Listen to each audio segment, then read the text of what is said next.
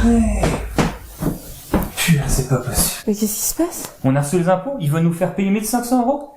Je vais mentir, bébé, sérieusement, on peut pas payer 1500 €. On peut pas mentir non plus. Bébé, on va pas payer 1500 €. On va pas mentir non plus. Oh, purée. Bébé, je pense qu'il faudrait plutôt qu'on fasse confiance à Dieu. Faire confiance à Il Dieu. va pourvoir.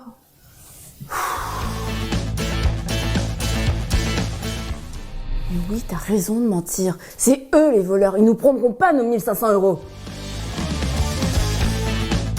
En tant que couple, on a tous des décisions à prendre et avec Annabelle, on sera avec vous dans un live spécial le 25 novembre à 21h heure de Paris. On va vous encourager à aller vers le haut en tant que couple et non pas vers le bas. Alors on se donne rendez-vous jeudi 25 novembre à 21h heure de Paris pour ce live spécial couple sur EMCI TV. À bientôt. Passez au niveau supérieur dans votre couple le jeudi 25 novembre à 21h heure de Paris sur notre chaîne YouTube et sur les satellites Canal+, StarTimes et Eutelsat.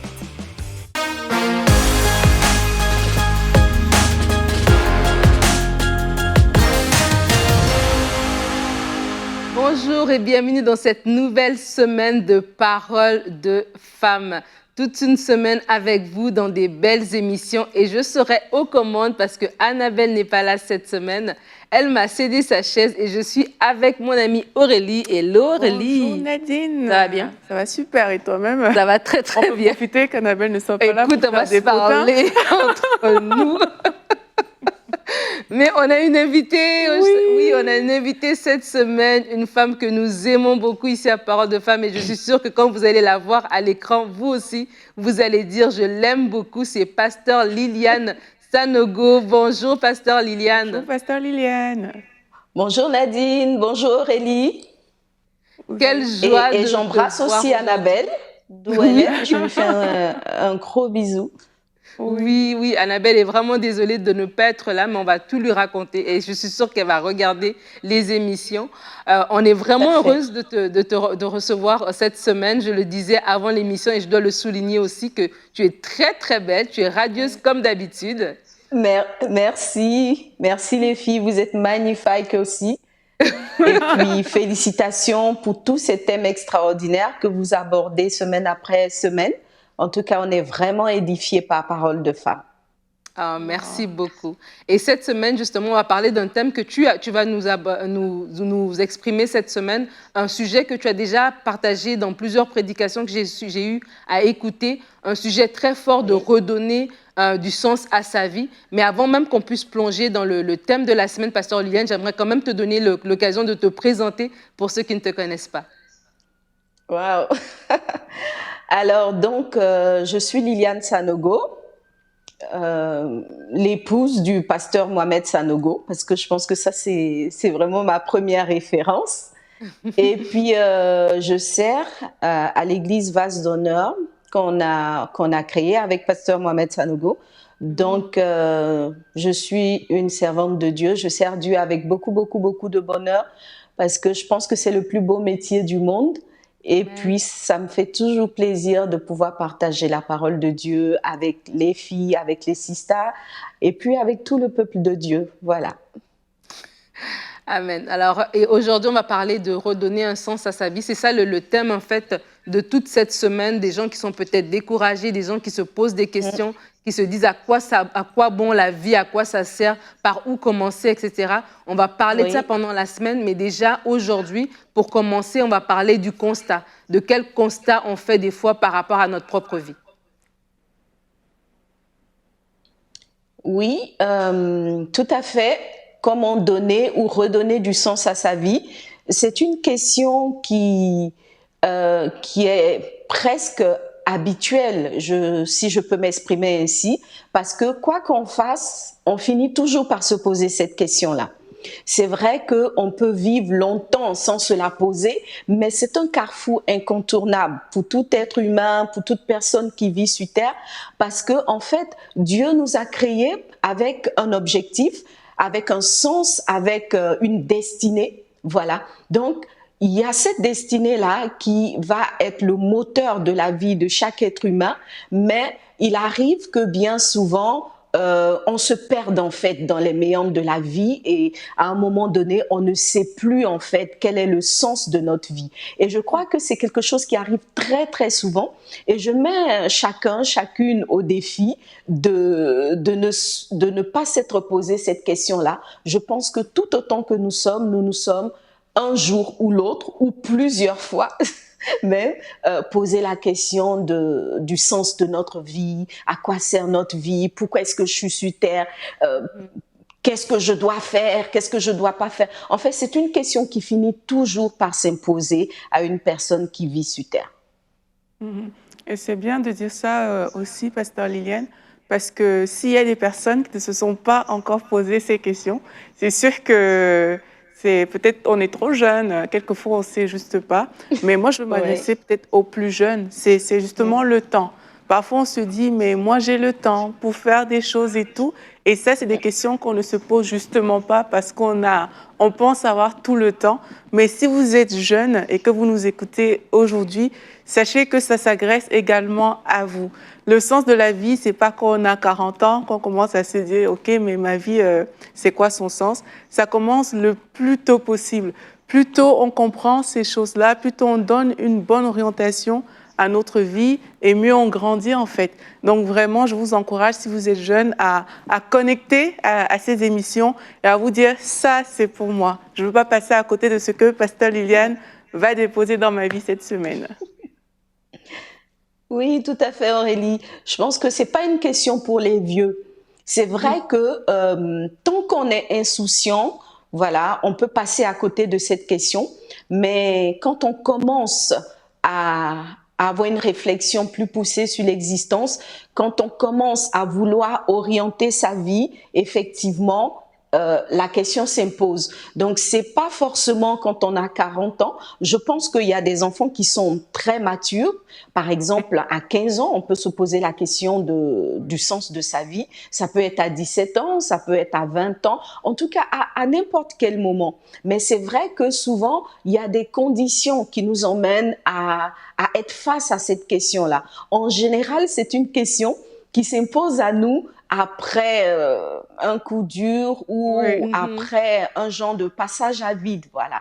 Parce que aussi importante que cette question paraisse, en général, on se la pose quand on a un passage à vide, quand on s'est pas levé du bon pied, je dois dire ça. Parce que quand tout baigne, on se pose pas trop la question. C'est vrai que des fois, on fait des plans, on fait des projets, on commence à se dire, bon, qu'est-ce que je vais faire la semaine prochaine? Qu'est-ce que je vais faire demain? Qu'est-ce que je vais faire dans un mois? C'est pas tout à fait la même chose. Voilà, la question du sens de sa vie, c'est pas le fait de planifier ses projets, c'est vraiment une question profonde de l'âme et je dirais même de l'esprit en fait.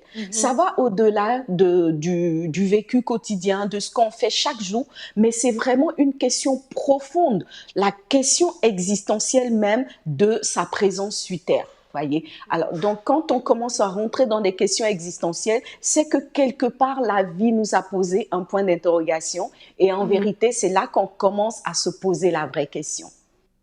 Ça, c'est super important ce que vous venez de dire. C'est parce que c'est ça, c'est en fait, c'est des fois le constat, il est négatif de par les circonstances qu'on vient de vivre. Comme vous dites, un coup dur, une période difficile. C'est là, on se dit, mais à quoi ça sert? Où est-ce que je vais? Qu'est-ce que je fais ici? Pourquoi seulement moi? Et c'est des fois aussi cette période difficile ou négative qui nous amène des fois même à faire un constat négatif. Et c'est pour ça que c'est important, justement, comme vous dites cette semaine, de redonner justement du sens, si on l'a perdu en tout cas, de le retrouver et de redonner du sens. Oui, parce qu'effectivement, au final, on se rend compte que la plupart des personnes ne retrouvent plus le sens de leur vie. En fait, quand on parle du sens de la vie, ça va être lié au goût même de la vie. Voilà. Quand je commence à me dire quel est le sens de ma vie, comme tu l'as dit, qu'est-ce que je fais sur Terre, où est-ce que je vais, pourquoi ceci, pourquoi cela, en fait, ça vient toucher même notre goût pour la vie. Alors, on va sentir un genre de dégoût de la vie ou alors on sent que la vie n'a plus de goût, voyez. Et c'est là que cette question, elle intervient et la réponse, en fait, toutes les réponses qu'on va donner tout au long de cette semaine-là vont venir aider toutes les personnes qui, justement, se sentent sur les carreaux, se sentent complètement vidées, se sentent inutiles, parce qu'il y a aussi ce sentiment d'inutilité qui vient avec cette question-là. Voilà. Et donc, toutes les personnes qui ont ce sentiment-là, justement, de ne pas avoir une vie qui compte, de ne pas être en train de faire ce qui est essentiel ou important, voilà, vont pouvoir, je pense, par la grâce de Dieu, trouver une réponse et surtout des solutions pour remonter et redonner du goût à la vie.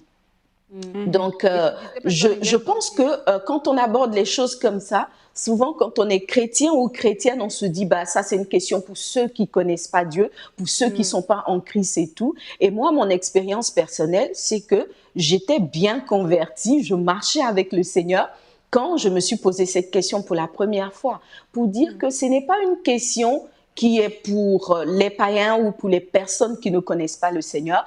C'est une question même qui peut se poser à une chrétienne, à une personne qui marche avec le Seigneur, qui fréquente régulièrement une assemblée ou même qui sert Dieu, parce que justement, à un moment donné, le Saint-Esprit lui-même a besoin que nous puissions nous poser cette question-là pour que lui nous aide à nous repositionner par rapport au plan de Dieu.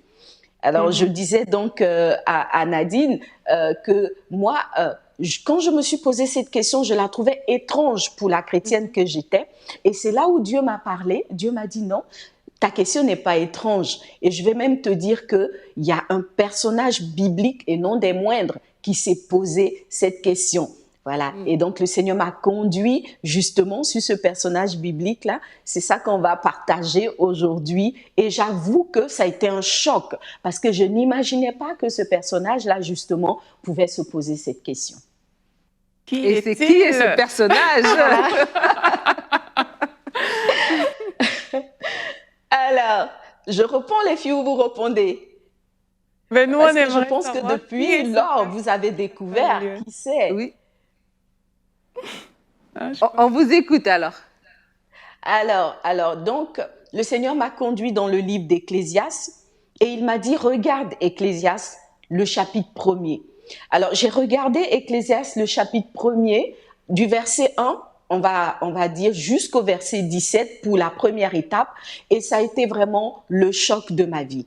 Alors, donc, je découvre Salomon, roi d'Israël, qui, d'entrée de jeu comme ça, dès les premiers versets, lance cette déclaration, vanité des vanités, tout est vanité. Voyez. Alors moi, je me suis dit non, Ecclésiaste peut pas commencer comme ça. Je me souvenais même pas avoir lu Ecclésiaste sous cet angle-là, parce que je sais que tout le monde a déjà lu Ecclésiaste, mais je ne suis pas convaincue que la plupart des personnes aient remarqué justement que le livre d'Ecclésiaste est un livre qui pose la question fondamentale de l'existence. Voilà, qui pose justement cette question-là. Quel est le sens de notre vie? Et plus on va plus loin dans Ecclésiaste, on voit que Salomon a fait un constat avec un vécu et par la suite, continuant à chercher Dieu, le Seigneur lui a donné des réponses, le Seigneur l'a éclairé sur le sens de sa vie. Wow. Oui, pasteur Liliane, il y a quelque chose que vous avez dit qui me parle beaucoup. Là, vous avez parlé du roi Salomon. Et le roi Salomon, un roi, c'est quelqu'un d'occupé. Hein. Ce n'est pas quelqu'un qui n'a rien à faire parce qu'il est en train de diriger tout un royaume. Donc, ça veut dire qu'il a des activités, il a un agenda bien chargé, mais il se permet quand même de se poser cette question. Donc, ça veut dire que nos activités, tout ce qu'on fait chaque jour, ce n'est pas forcément ça qui donne un sens à notre vie, parce qu'on peut avoir des activités, on peut être un roi dans un domaine, on peut exceller, on peut faire différentes choses, mais ça n'empêche pas qu'on puisse se poser cette question. Donc, c'est aussi c'est un point comme ça que moi je trouve pertinent, parce que plusieurs personnes peuvent faire des choses et penser que ces choses donnent un sens à leur existence. Pourtant, Salomon qui est roi, agenda chargé, beaucoup de choses à faire. Lui, il s'est quand même posé cette question au final. Oui, quand on parle d'un roi qui est occupé et tout, quelqu'un pourrait penser, OK, un autre roi, mais pas Salomon. Voyez, parce que en plus, non seulement qu'il était roi et qu'il dirigeait son royaume avec une vision, avec un agenda chargé, comme tu l'as dit Aurélie, mais en plus de cela, Salomon, la Bible nous dit qu'il a essayé beaucoup de choses. Il a essayé beaucoup de choses. Il y a des textes où Salomon dit, je n'ai rien empêché mes yeux de voir, je ne me suis rien interdit. Il faisait énormément de choses, mais un jour, il s'est posé la question de savoir quel était le sens de sa vie et surtout, il en est presque arrivé à la conclusion de ce que vanité des vanités, tout est vanité. Voilà. Donc moi, je me suis dit comme ça que je pense que Salomon a dû justement poser ce constat ou se poser cette question-là un de ces matins où comme ça, là, je pense que ça a dû arriver à tout le monde. On se lève, certains peut-être dans le monde rentrent de boîtes de nuit. Moi, j'ai des témoignages comme ça, des sœurs qu'on a emmenées au Seigneur qui se sont converties et qui te racontent que elles avaient genre passé une superbe soirée la veille, arrosé comme pas possible, dansé toute leur danse, mais au matin, elles se sentaient vides. Voilà, donc il y a ce vide-là qui peut faire écho à une journée très chargée, qui peut faire écho à des activités vraiment soi-disant importantes, mais on se sent vide et on se pose justement à ce moment-là la question de savoir quel est le véritable sens de sa vie. Alors donc, Aurélie a dit tout à l'heure que c'est une question pertinente parce que justement, cette question-là, elle se pose justement à des périodes où on pensait qu'on était bien occupé, où on pensait qu'on avait fait justement ce qu'on avait à faire. Et c'est là justement tout le mystère de ce thème-là. Et quand on revient aussi au roi Salomon, d'où vient la révélation un peu que vous nous partagez aujourd'hui, c'est que non seulement il avait des richesses, non seulement il avait la gloire, mais malgré tout ça, il avait quand même ce vide, il a eu quand même à se poser cette question. Donc ça nous interpelle nous-mêmes aussi que des fois, on pense que notre vie prendra du sens quand on aura ceci, quand on aura cela, quand on sera marié si on est célibataire, quand on aura plus de moyens si on est en manque de moyens. Mais en fait, Salomon nous prouve que ce n'est même pas le cas en fait. Oui, Salomon. Alors moi, j'aimerais qu'on puisse lire ensemble quand même le début de ce texte d'Ecclésiaste. Ecclésiaste 1, à partir du verset 2, il est dit, Salomon nous dit, vanité des vanités, dit l'Ecclésiaste, vanité des vanités. Il répète, tout est vanité. Quel avantage revient-il à un homme de toute la peine qu'il se donne sous le soleil? Alors donc là, on voit que Salomon, justement, comment je dirais, justement, il revient sur le fait qu'un homme peut être très, très occupé, peut se donner énormément de peine dans tout ce qu'il a à faire, et puis, à la fin de la journée, avoir le profond sentiment que tout est vanité.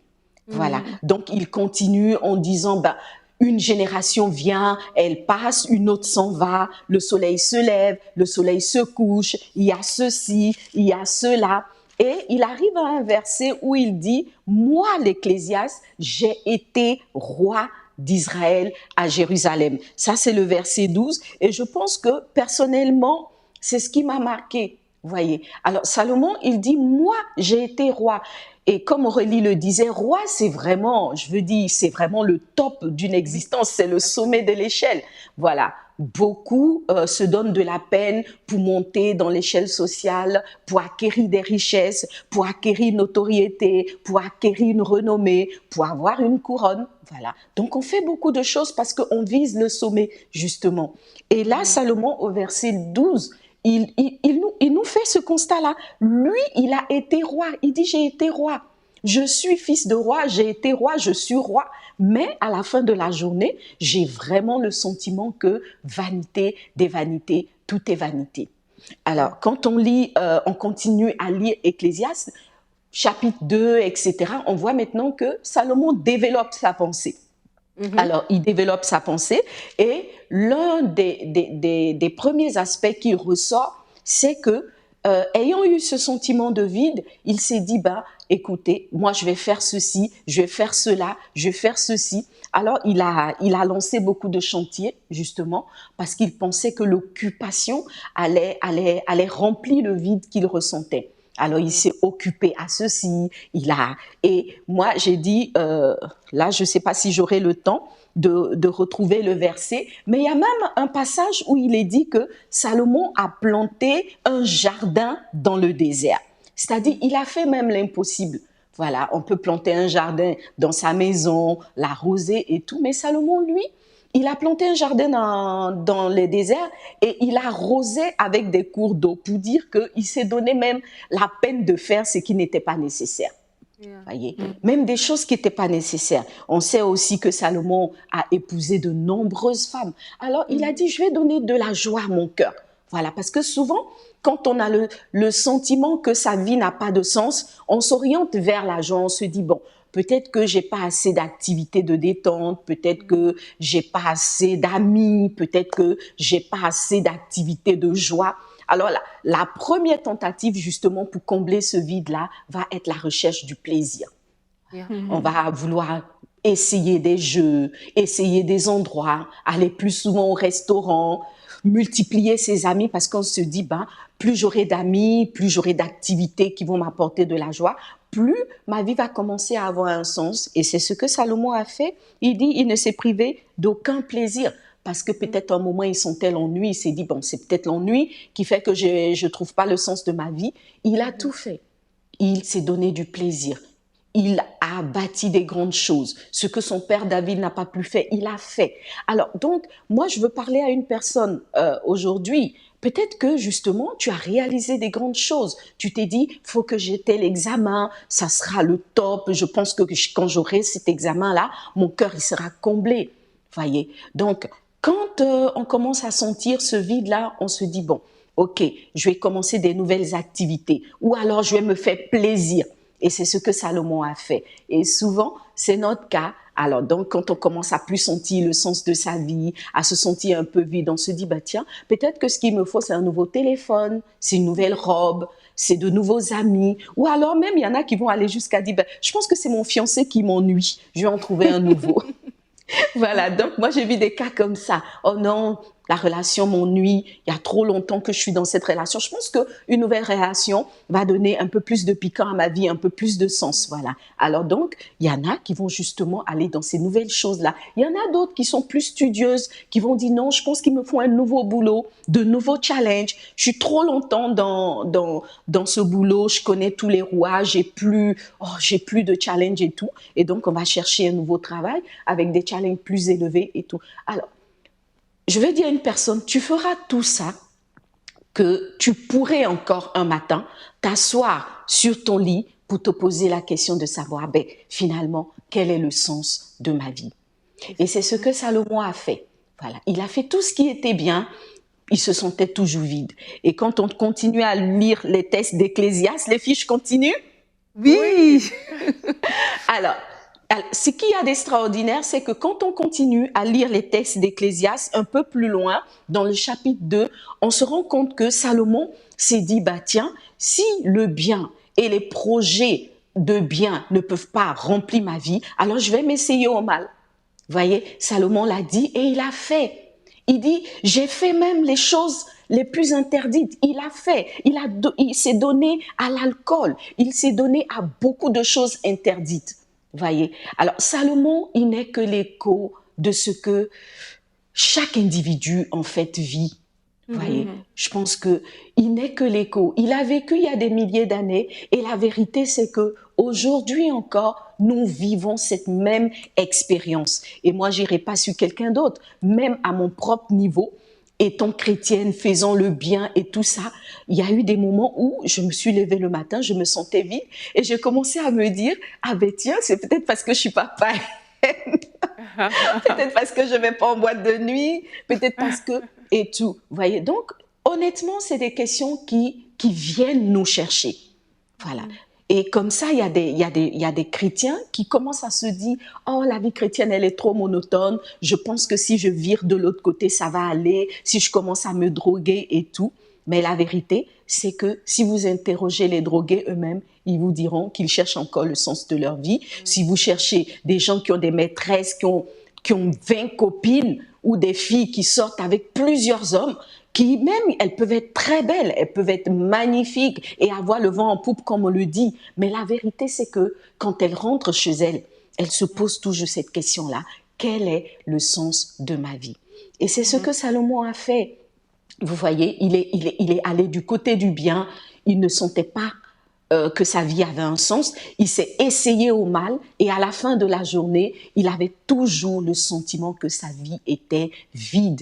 Alors moi, je me suis dit, mais c'est pas possible. Quelqu'un qui avait 300 épouses, 700 concubines, 1000 femmes, qui n'arrive pas à apporter le bonheur à quelqu'un, c'est que forcément, la vie a un autre sens qu'il faut trouver. Et c'était ça, la quête de Salomon.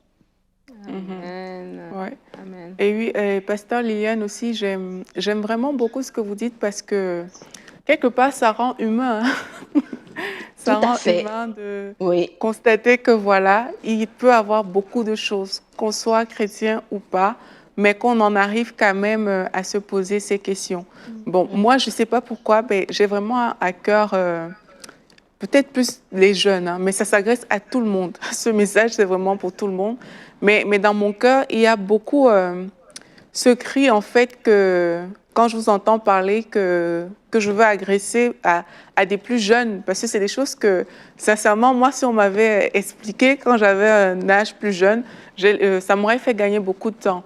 Et c'est pour dire que vraiment, on n'est pas obligé d'arriver à faire le mal, comme Salomon, à tester différentes choses pour vraiment avoir cette conclusion que c'est pas ça qui donne un sens à la vie, en fait. On n'est pas obligé d'arriver là.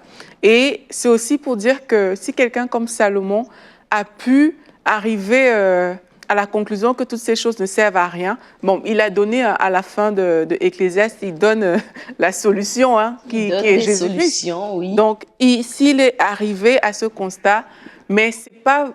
Nous, on ne peut pas comme réécrire l'histoire. Il y a des personnes qui sont passées par là avant nous et elles savent exactement le chemin. Elles connaissent les pièges, elles connaissent les dangers.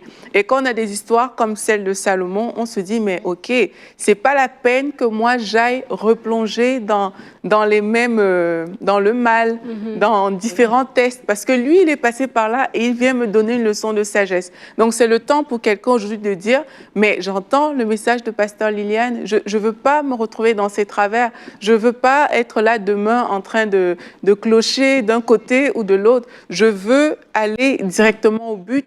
Je veux directement que ma vie ait un sens. Je ne veux pas tester des choses et me rendre compte à la fin que, mais en fait, depuis toutes ces années de tests, ça ne sert à rien.